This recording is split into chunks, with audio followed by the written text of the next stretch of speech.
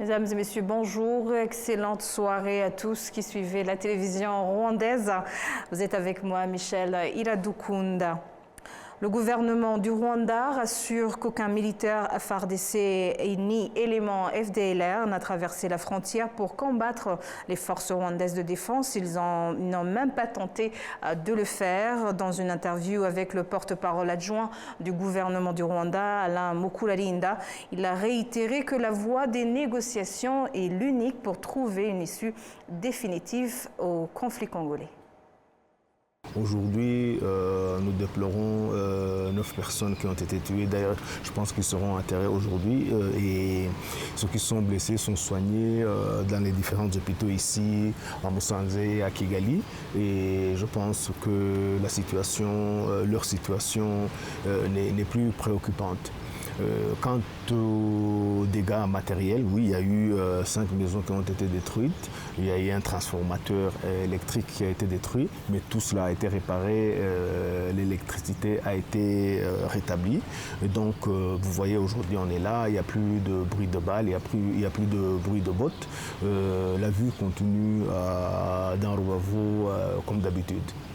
Oui, après la prise de la ville de Goma par les éléments du M23, divers pays et organisations comme l'Union africaine, la Communauté de l'Afrique et de l'Est ont appelé à un cessez-le-feu et à la poursuite du dialogue. Pensez-vous qu'il y a eu un réveil diplomatique à ce sujet? Pourquoi cela se passe-t-il maintenant? Il y a une chose d'abord que je voudrais dire, parce que j'ai vu beaucoup d'informations contradictoires circuler sur les réseaux sociaux. Oui, c'est vrai, il y a eu des tirs en provenance de la RDC hier, mais aucun militaire des FARDC, Wazalendo, FDLR n'a traversé la frontière pour combattre l'armée rwandaise. Que cela soit clair, aucun militaire n'a traversé la frontière parce que sur les réseaux sociaux... Et ils ont tenté de le faire? Ils n'ont même pas tenté.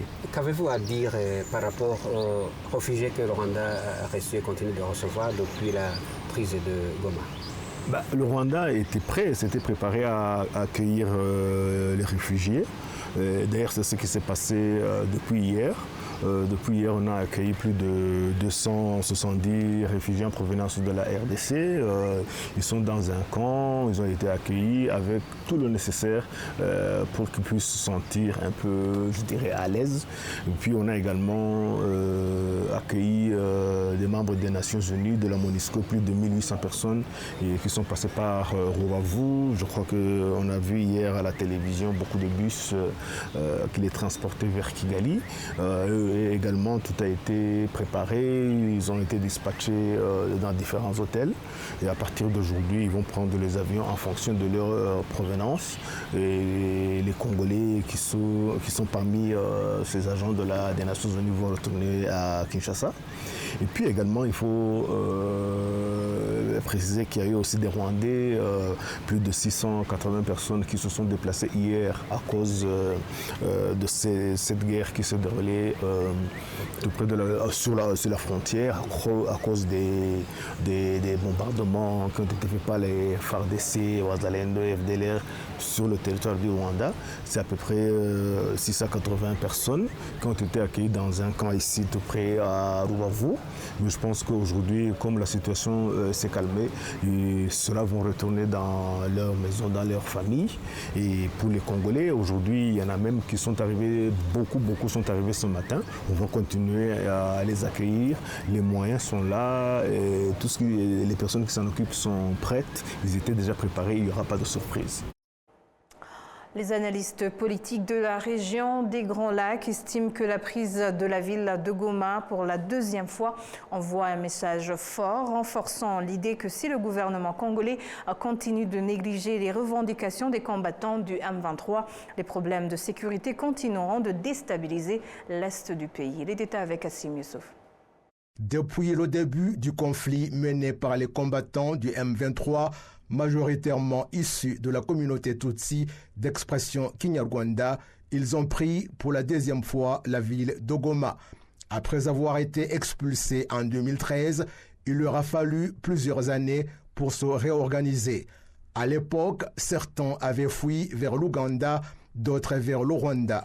Toutefois, en 2021, ils ont réussi à se regrouper et ceux ayant trouvé refuge en Ouganda ont repris les armes après avoir constaté que le gouvernement congolais ne mettait pas en œuvre les accords censés résoudre la crise. Depuis environ 3 ans que le M23 lutte contre les forces armées de la République démocratique du Congo, soutenues par d'autres groupes armés comme les FDLR, les Maïmaï, les Wazalendo, les troupes de la SADC et celles du Burundi. Aucun de ces groupes n'a réussi à repousser le M23. Actuellement, il est rapporté que la ville de Goma est à nouveau sous contrôle des combattants du M23. Les analystes estiment que cela envoie un message fort au monde et au gouvernement congolais, soulignant leur négligence à résoudre les causes profondes du conflit. Mais la première leçon au monde ou à la communauté internationale, c'est que une lutte qui concerne la survie d'un groupe, qu'il soit 2 ou 3 ou 4, c'est une cause que tu ne peux pas éteindre définitivement. Ça, c'est la première leçon que je vois. Deuxième leçon, c'est que de 2013 à 2025, c'est différent. C'est différent dans le sens où, aujourd'hui, maintenant, nous sommes dans la communication massive avec les médias sociaux. Et donc, on atteint les instances qu'on ne pouvait pas atteindre. Alors, le fait que le M23 AFC, ils ont communiqué intensément leurs positions et leurs avancées et ce qu'ils demandent comme dialogue avec le gouvernement congolais, avec des revendications, j'allais dire légitimes, parce qu'ils ont été signés et acceptés depuis le 23 mars, depuis 2009, c'est ça? Et donc, ces accords-là, ils étaient déjà acceptés par un gouvernement. Du coup, on dirait alors que les revendications étaient légitimes, parce qu'acceptées internationalement. C'est une leçon en disant, on ne signe pas un papier pour le jeter pendant des années. Et surtout que le gouvernement congolais n'a pas fait mieux ailleurs, n'a pas développé le pays, n'a pas développé un discours de politique d'unité nationale. Plutôt, il y a eu exclusion, il y a eu mauvaise gouvernance, il y a eu même régionalisme. Et le pouvoir est accaparé par un petit groupe tel que le discours est prononcé partout par l'opposition. Et donc, tous ces éléments-là montrent qu'il fallait à tout prix prendre au sérieux la lutte de l'AFC M23. L'autre leçon, c'est que la communauté internationale ne parvient pas, par exemple, à trancher sur la question de refouler encore une fois les groupes rebelles dans la ville de Goma. Moi, je pense qu'il y a des facteurs qui doivent être considérés. Le premier, c'est ce passé-là. 30 ans durant, ou 15 ans, 16 ans, tu n'as pas pu résoudre la question. Alors que tu as dit, retirez-vous, nous allons nous occuper du problème de façon diplomatique avec tous les partenaires. La communauté internationale n'a pas pu. 2, la communauté internationale a besoin d'un acteur rationnel, sérieux, cohérent, stable. Un pays avec lequel il va traiter, c'est le Congo. Et dans le cas actuel, c'est le Congo lui-même qui refuse le dialogue, obstinément, et qui déclare la guerre, non pas contre le mouvement, mais aussi contre les pays voisins comme le Rwanda. Des images diffusées sur les réseaux sociaux montrent la joie de certains habitants de Goma après la prise de la ville par le M23. D'un côté, certains dansaient, tandis que d'autres vidéos mettaient en lumière des actes de vol commis par les combattants soutenant le gouvernement congolais. Le gouvernement de la RDC a toujours affirmé qu'il ne négocierait pas avec le M23.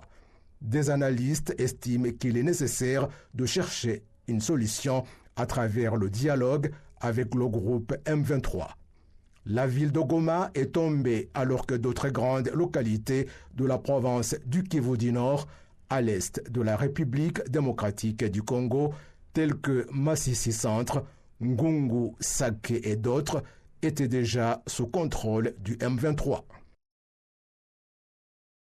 Certains réfugiés en provenance de la République démocratique du Congo, actuellement au Rwanda, estiment qu'il est nécessaire que le gouvernement congolais fasse preuve de bonne volonté pour résoudre le problème qui a conduit de nombreux réfugiés à passer plus de 28 ans en exil. Reportage. Le camp de Kiziba, situé en district de Karongi, province de l'ouest du Rwanda, héberge des réfugiés congolais depuis 1996. Ouimane Agnès est arrivée dans ce camp lorsqu'elle avait 10 ans aujourd'hui. Elle est directrice d'une école maternelle dans ce camp. Elle raconte son périple de plus de 90 km partant de Massissi, Minova, Goma pour arriver à Rubavu en 1996. Itinéraire qu'elle décrit comme une véritable épreuve, surtout que des terroristes du groupe FDLR avaient massacré ses parents.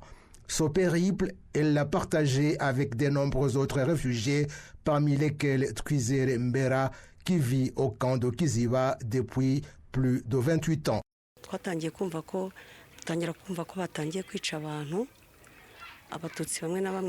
Nous avons alors entendu dire qu'ils avaient commencé à tuer nos voisins Tutsis autour du village. Nous avons remarqué qu'ils avaient une liste de personnes qu'ils prévoyaient de tuer ainsi que les dates, et lorsque nous avons réalisé que notre tour était proche, nous nous sommes enfuis. En chemin, nous avons rencontré d'autres personnes qui essayaient de nous tuer.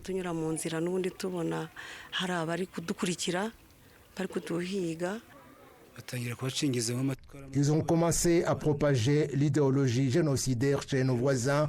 Ils ont commencé à voler nos vaches et à nous tuer un par un. Plus tard, en 1996, nous avons décidé de traverser la frontière, même si c'était difficile. Ces réfugiés affirment également que leur problème ne doit pas être attribué au Rwanda car ils sont congolais, tout comme ceux du M23 qui, selon leur dire, sont venus les libérer et lutter pour les droits des Congolais d'expression Kinyarwanda.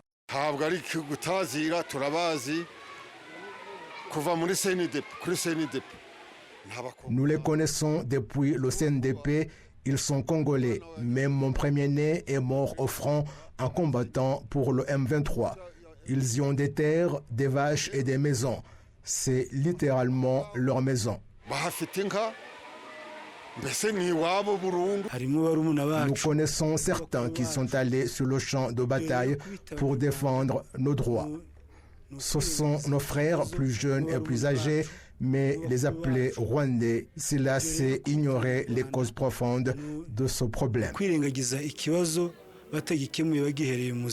Le président de la République, Paul Kagame, a récemment déclaré que le fait que le Rwanda ait accueilli ces réfugiés n'est pas dû à une invitation du Rwanda, mais à la décision de la République démocratique du Congo de fuir ses responsabilités pour résoudre le problème qui a poussé le M23 à prendre les armes.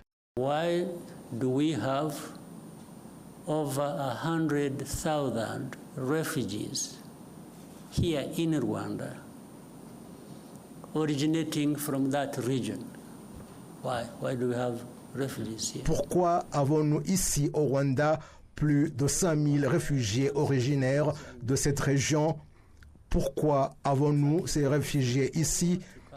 Est-ce parce que le Rwanda veut avoir des réfugiés et les sensibiliser à quitter le Congo pour venir au Rwanda?